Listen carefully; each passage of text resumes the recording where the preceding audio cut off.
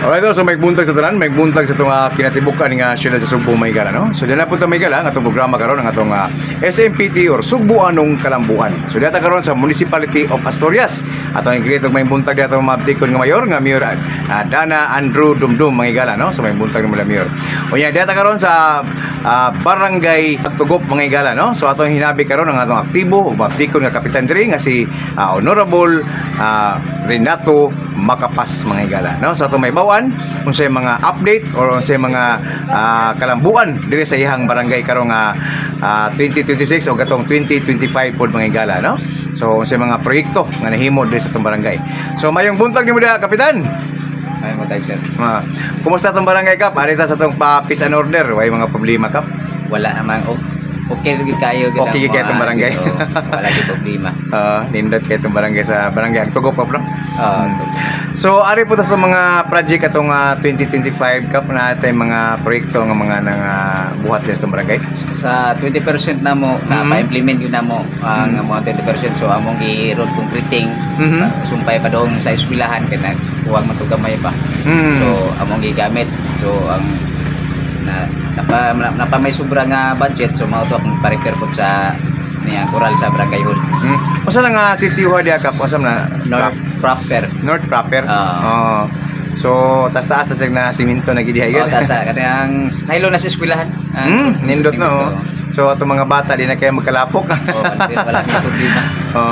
So ang lain na po nga proyekto nga sa 20% yung kap sa gikuan niya na lain. Sa DRM na mo, so na amo gina implement sa kada tuig. So nanami generator, mga pang-rescue nga gamit, dito na sa amin. Nindot, no? So in case emergency, maka-function na itong mga kagamitan sa BDR yung mga to. Okay na. So napon may welding machinery ka? Wala. Chinso na, may chinso. Chinso, in case na yung mga tumba nga mga kahoy yung na-calamity. Duha na kapag chinso. Nindot no. Digid magamit nila yun. So ari po sa itong environment, kumusta itong environment? Okay ra itong mga solid waste? Okay kayo, ganaami may collection sa amo nga basura sa first Saturday o third Saturday ang ilang collection. Pagkalindota. So limpyo gini itong barangay gina ni Pirmi. So may masuod rin ang kuano?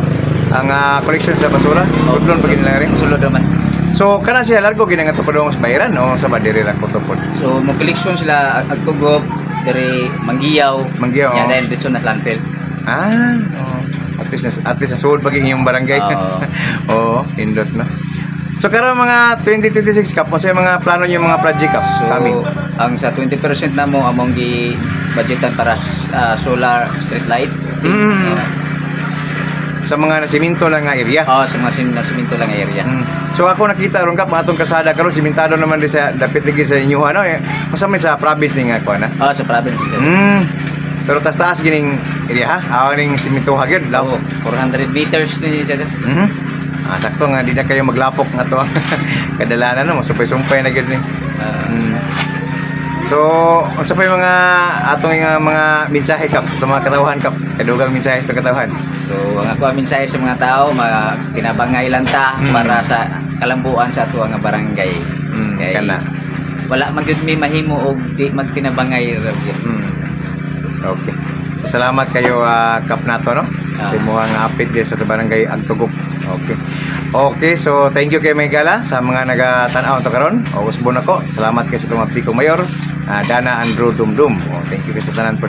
Alright, so alang sa itong SCPT Maygala o Social Media Production of Tuburan, kining yung bus kalagad, Kuya Chris, manamilit og bagangon ang lawas. Ngay ginampingan, kimapinig gasa sa kita sa atin. God bless and keep safe, everyone.